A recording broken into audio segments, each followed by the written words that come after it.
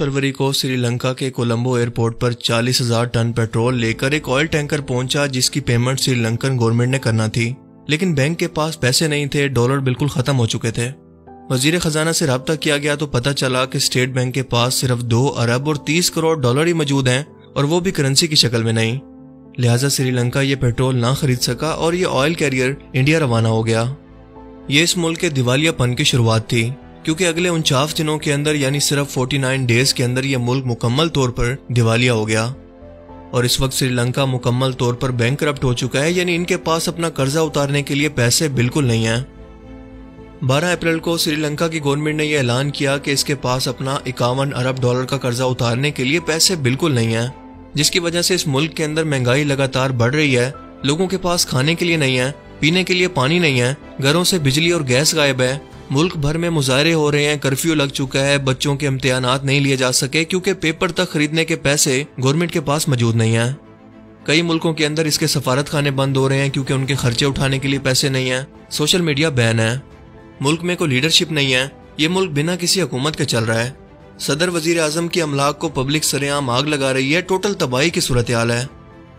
कुछ ही अरसा पहले सियाहत और तिजारत से अरबों डॉलर कमाने वाला, दुनिया का तेजी से तरक्की करता हुआ 2.5 करोड़ आबादी का ये मुल्क आज इस मकाम पर कैसे पहुंचा? और क्या पाकिस्तान अगला श्रीलंका बनने वाला है? हालिया आलमी मालियाती रिपोर्ट में पाकिस्तान की इकॉनमी से मुतल्लिक हैरत अंगेज इंकशाफ किया गया है कि पाकिस्तान के पास इस वक्त चाइना और सऊदी अरेबिया का कर्जा उतार कर सिर्फ 3 अरब डॉलर के फेडरल रिजर्व बाकी रह गए हैं, जिसकी मदद से इसे 22 करोड़ वाली आबादी के मुल्क को मुस्तकबिल में चलाना है, जो कि श्रीलंका के फेडरल रिजर्व से भी कम है। इसीलिए अगर अगले 4 से 6 महीनों के अंदर कोई बड़ा फैसला ना किया गया तो पाकिस्तान भी श्रीलंका की तरह बैंकरप्ट होने वाला है। इसकी मईशत तबाह होने वाली है। हैरत अंगेज तौर पर ब्रिटिश राज से आजाद होने वाले इन दोनों मुल्कों के अंदर हद से ज्यादा ममासलत मौजूद है। और अगर आप डिटेल के अंदर ऐसे हालात का जायजा लें जिसकी वजह से श्रीलंका को आज इस तबाही पर आना पड़ा, तो आपको सुनकर ऐसा लगेगा कि आप श्रीलंका की नहीं बल्कि पाकिस्तान के हालात की बात कर रहे हैं। और वो हालात और रिजेम्बलेंस क्या है, आइए जानते हैं। पहली वजह थी कि अपनी पॉलिटिक्स को चमकाने के लिए और वोट बैंक हासिल करने के लिए ऐसे मंसूबे लगाना जिससे कोई आमदन होने के बजाय उल्टा इन्हें चलाने के लिए गवर्नमेंट को अपनी जेब से पैसा देना पड़ता। और कई मंसूबों के अंदर तो टैक्स पर बिला वजह छूट दी गई, जैसे हमारे यहाँ मेट्रो और लैपटॉप स्कीम, जिससे पॉलिटिशियन ने वोट बैंक तो हासिल किया, लेकिन असल में अवाम के टैक्स का पैसा जो कि रोड, सेहत और इंफ्रास्ट्रक्चर पर लगना चाहिए था, वो इन मंसूबों को चलाने पर लग गया, जिसकी कमी को पूरा करने के लिए मजीद नोट छापे गए। और जितना ज्यादा जिस मुल्क के अंदर नोट छापे जाते हैं, इसकी करेंसी की वैल्यू उतना ही ज्यादा कम होती है, महंगाई बढ़ती है। इसीलिए इन्फ्लेशन बढ़ता चला गया, जिसे चलाने के लिए श्रीलंका ने IMF से कर्जे लिए और फिर इन कर्जों का सूद उतारने के लिए मजीद कर्जे लिए।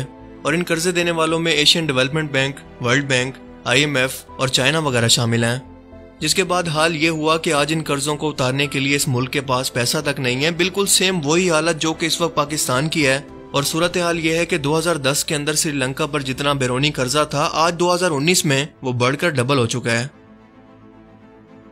2019 में श्रीलंका के अंदर कई धमाके हुए, जिसकी वजह से यहाँ की खूबसूरती को हर साल देखने आने वाले टूरिस्ट खौफ के मारे यहाँ पर आना बंद हो गए। और जाहिर है कि जहाँ पर इंसान को अपनी जान का खौफ हो, वहाँ पर ना तो कोई टूरिस्ट आना चाहता है और ना ही कोई इन्वेस्टर अपना बिजनेस उस मुल्क के अंदर करना चाहता है। ये मुल्क पूरे 26 साल तक खाना जंगी का शिकार रहा और तामिल टाइगर्स ने 1983 में हुकूमत से जंग शुरू की और 2009 तक लड़ते रहे। दुनिया में पहली बार खुदकुश धमाकों की शुरुआत करने वाले भी यही लोग थे। तीसरी वजह है सियासतदानों की नाकिस पॉलिसियां। श्रीलंका की टोटल आमदनी का 10% टूरिज्म से आता था, जो कि अचानक बंद हो गया। और दूसरी तरफ मुल्क के अंदर जो पैसा था वो लोगों ने स्टॉक मार्केट से निकालना शुरू कर दिया, जिससे रुपए की कीमत गिरने लगी, महंगाई बढ़ने लगी। और बाकी रही सही कसर कोरोना वायरस ने पूरी कर दी, जिसने पूरी दुनिया की इकोनॉमीज को इफेक्ट किया। दुनिया भर में फ्लाइट्स बंद थी तो कोई भी श्रीलंका में घूमने के लिए नहीं आया। हालांकि यहाँ के लोग बहुत ही मेहमान नवाज हैं, बेहद खूबसूरत बीचेस और समंदर मौजूद हैं, कुदरती हुस्न मौजूद है। लेकिन इन तमाम पाबंदियों की वजह से श्रीलंका की इकोनॉमी को अच्छा खासा धचका लगा।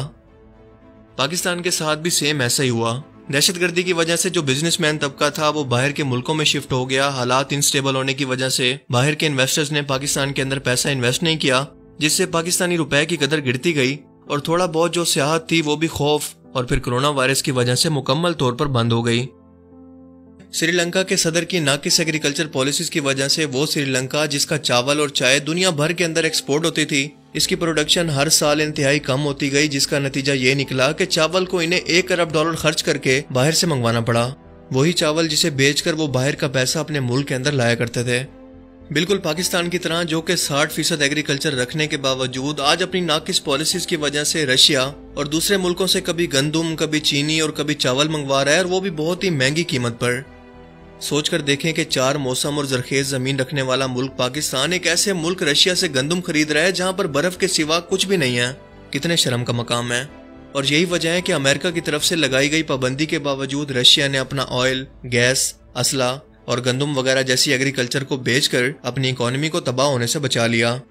لیکن آج اگر پاکستان کی ایکسپورٹس بند ہو جائیں تو پورے ملک کا بٹھا بیٹھ جائے گا، کیونکہ پلاسٹک کی چیزیں تک تو چائنا سے امپورٹ ہو رہی ہیں، جو کہ اکانومی اور کرنسی کی ویلیو کو تباہ کرتی ہیں اور کر رہی ہیں، کیونکہ اس کی وجہ سے آپ کے ملک کا زیادہ تر پیسہ باہر ملک جاتا ہے اور باہر کا پیسہ آپ کے ملک کے اندر بہت کم آتا ہے، جس کی وجہ سے آپ کی کرنسی کی ویلیو گرتی ہے، جیسا کہ مسلسل پاکستانی روپے کی گر رہی ہے۔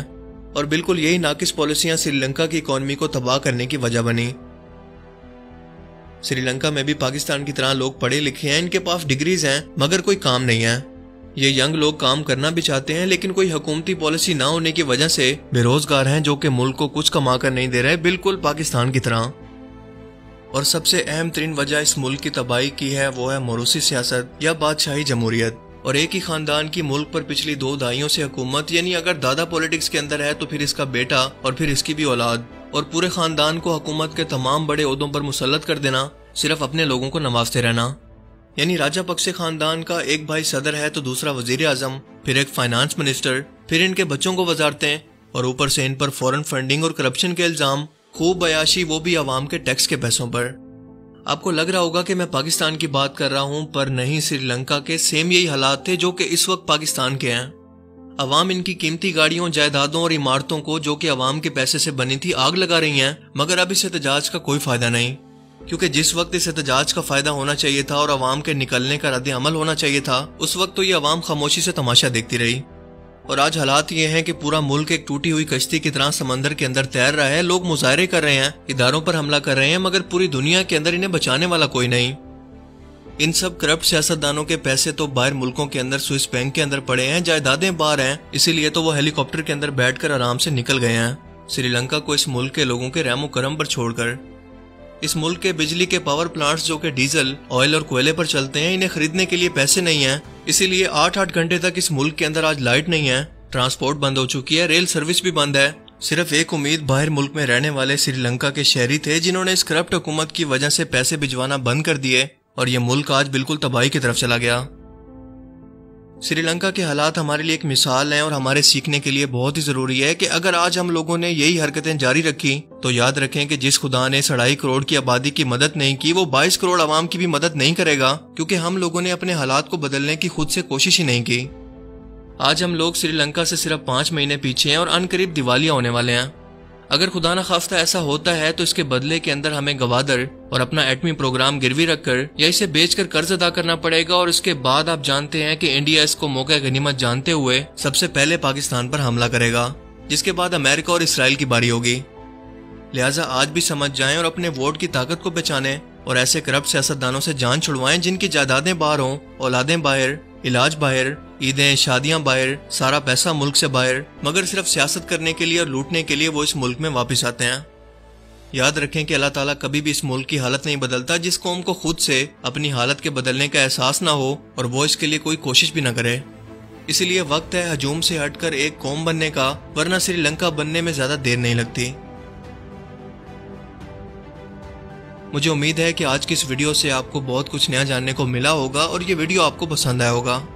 اگر یہ ویڈیو آپ کو اچھا لگا تو اسے لائک کیجئے، اور اب میں ملوں گا آپ سے ایک ایسی نئی انٹرسٹنگ ویڈیو میں۔